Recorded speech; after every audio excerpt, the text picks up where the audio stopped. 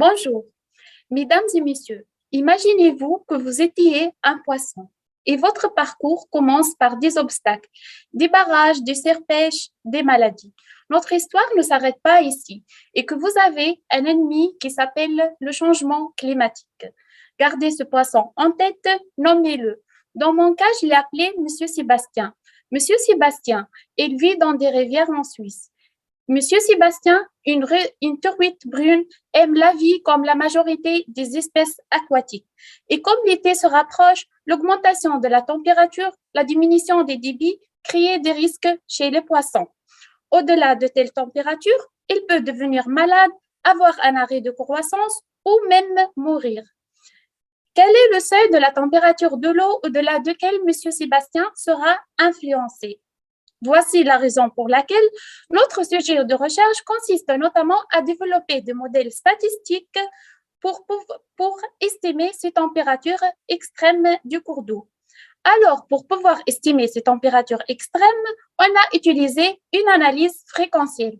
C'est quoi une analyse fréquentielle? C'est une méthode statistique de prédiction consistant à étudier des événements passés afin de définir leur probabilité d'apparition dans le futur.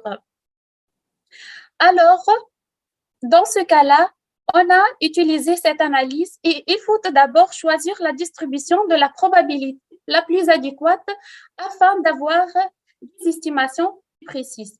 Par exemple, dans notre premier objectif, la température de l'eau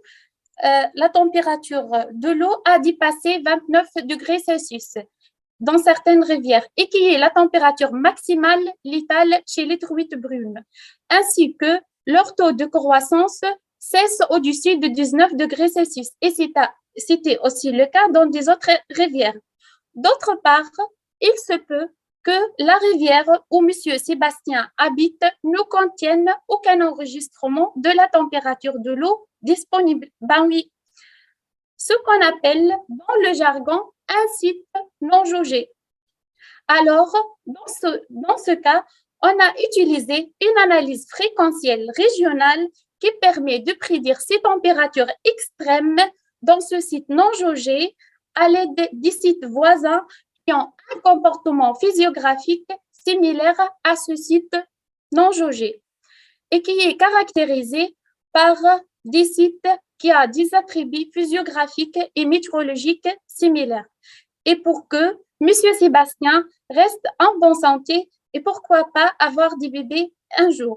Aimeriez-vous que votre poisson reste en vie et en bonne santé aussi? Merci pour votre attention.